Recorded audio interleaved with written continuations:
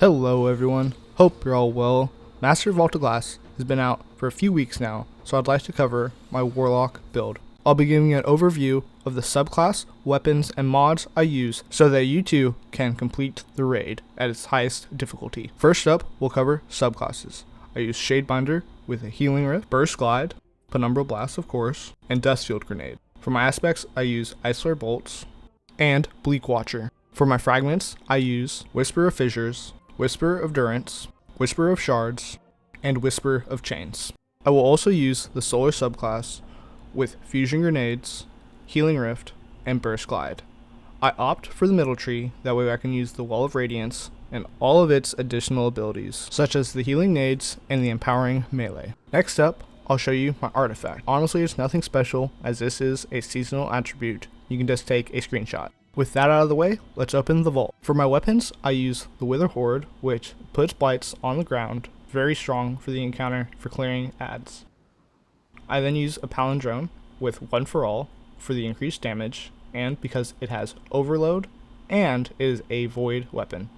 I also use Hidden Vengeance, as it is a very strong rocket launcher currently for dealing with champions, especially whenever you have Vorpal and Overflow and Impact Casing. For my exotic, I use Eye of Another World, and I have 100 recovery and 100 discipline. That way I can get very fast rifts and Bleak Watcher turrets. I use Grenade Launcher and Rocket Launcher, Ammo Finders, and Argent Ordnance, which is a Charge to Flight mod, which allows me to deal extra damage with rocket launchers. On my gauntlets, I use Overload Hand Cannon, which is mandatory for this fight, and I keep Anti-Barrier Scout just out of pure laziness for the next fight. I have Blast Radius, so I can become Charge to Flight very easily, and I have the Super Structure Striker mod, so I can stun high tier combatants such as the Minotaurs and Overload champions. On my chest armor, I have Concussive Dampener and Void Damage Resistance and Protective Light. This is immensely important if you want to stay alive in this activity. I also use the Superstructure Defender mod, so I can weaken high tier combatants such as the Minotaurs and Overload champions. For my legs, I use Grenade Launcher Scavenger, Rocket Launcher Scavenger, Taking Charge, so I can become Charge to Flight from picking up orbs, and Anti-Praetorian, which allows me to gain a good chunk of super energy when I destroy a Praetorian.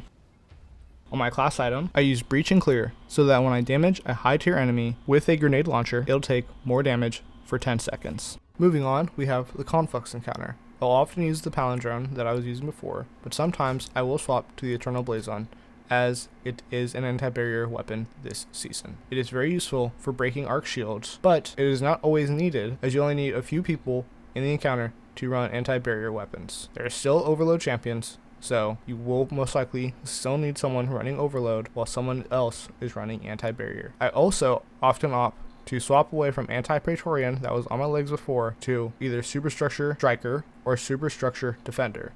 You will, however, have to stand near the conflicts you are defending for these mods to work. Keep in mind, multiple Vault of Glass mods can stack to increase their effectiveness. Moving on, we have the Oracle encounter, where I will use Shadebinder, Ignition Code, with Binding Grenades and Demolitionist, the same One for All Palindrome, and Xenophage. It one-shots oracles when you're in a pinch and handles the champions very well once they are stunned.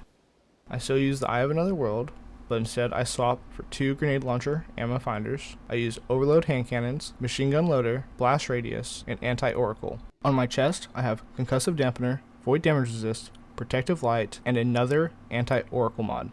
On my legs, I have 2 Grenade Launcher Scavengers, Taking Charge, and another Anti-Oracle. Once again, these mods stack, so you're getting a lot of super energy for destroying the oracles. My class item, I'm still using Breach and Clear. An alternative route is running Wall of Radiance with the same weapons as I mentioned before. However, you will be using Grenade Launcher Ammo Finder, Ashes to Assets, Anti-Oracle on the helmet, the same mods on the gauntlet as I mentioned before, but then we're going to swap for Phoenix Protocol for our exotic.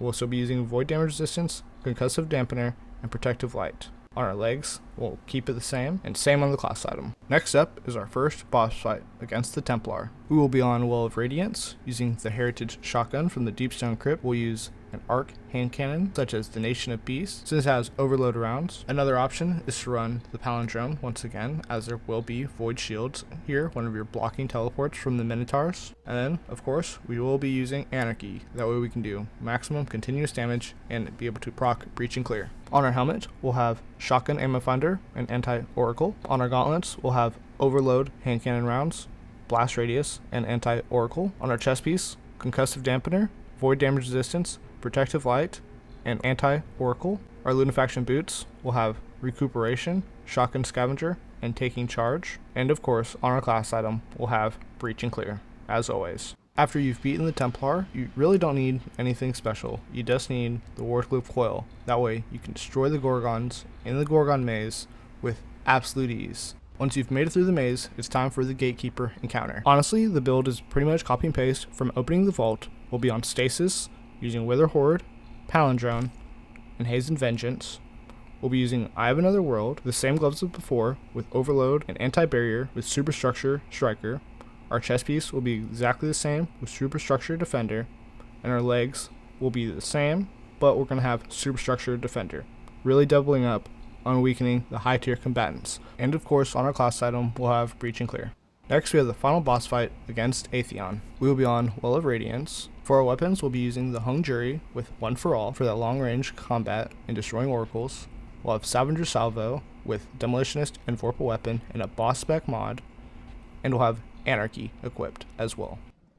On our helmet, we'll have double Grenade Launcher Ammo Finder. On our arms, we'll have Grenade Launcher, Loader, Blast Radius, and Anti-Oracle. Our exotic will be the Starfire Protocol with Void Damage Resistance, Concussive Dampener, and Protective Light. On our legs, we'll have double Grenade Launcher Scavenger, Taking Charge, and Anti-Oracle. And of course, on our class item, we'll have Breach and Clear.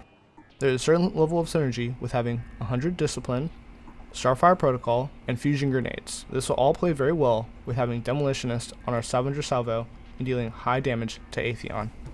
With Atheon defeated, you have officially completed the Master of Vaulted Glass. If this guide helped you at all completing the raid, then please give this video a like and subscribe if you want to see more content like this. Thank you again if you've made it this far in the video, and I'll see you next time. Bye bye.